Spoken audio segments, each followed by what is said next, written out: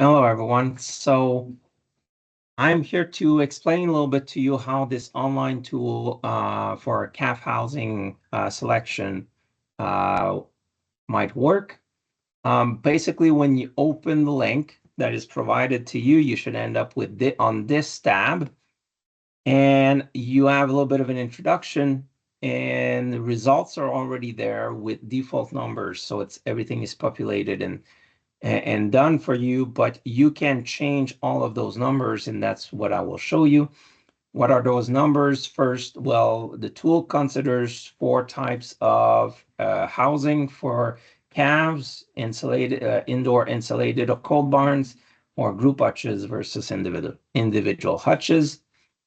And it's giving you a number of information for each of those barns or housing systems.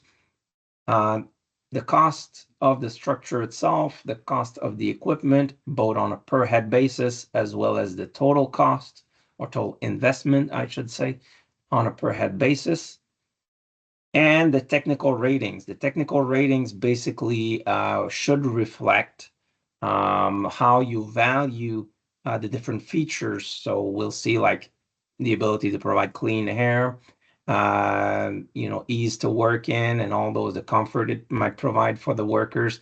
All of those things we'll see. But the highest is this number, and basically the better, or you think that of that housing system, the higher you're ranking that system. The key thing is that you can change all of those numbers, and I've already changed some of those values by default.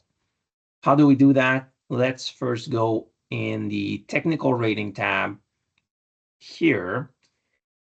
Your numbers should probably, you should probably have 5s all over the place. As you can see, I've already changed them to different numbers, but basically this table is providing you with a list of features.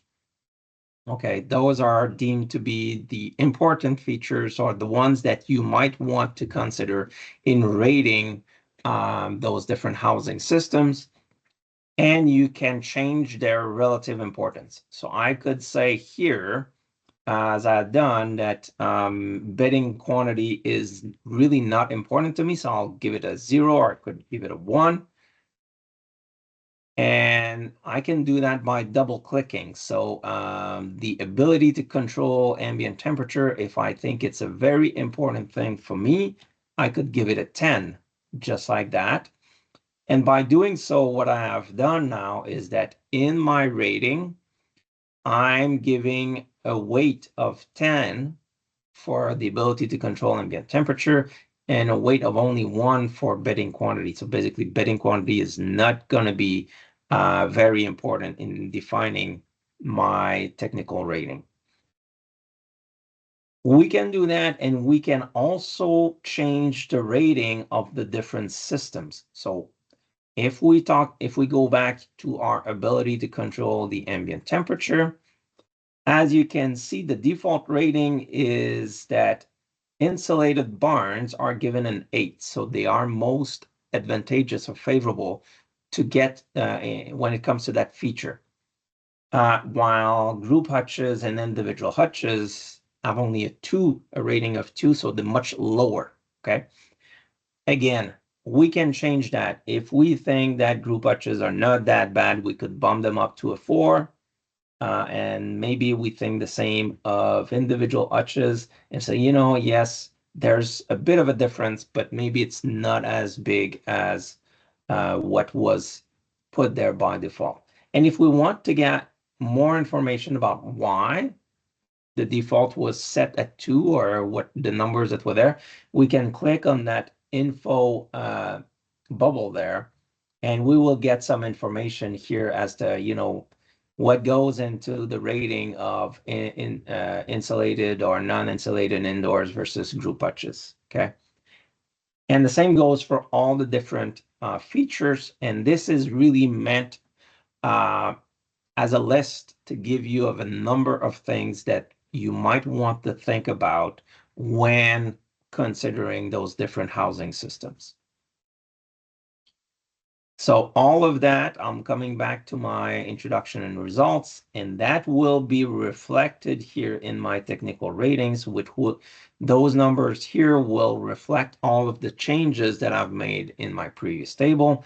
And as it stands, it would give me that my insulated barn is very slightly above the cold barn, and they are considerably higher than group hutches, and my individual hutches are still higher than group hutches, but not as high as the barns.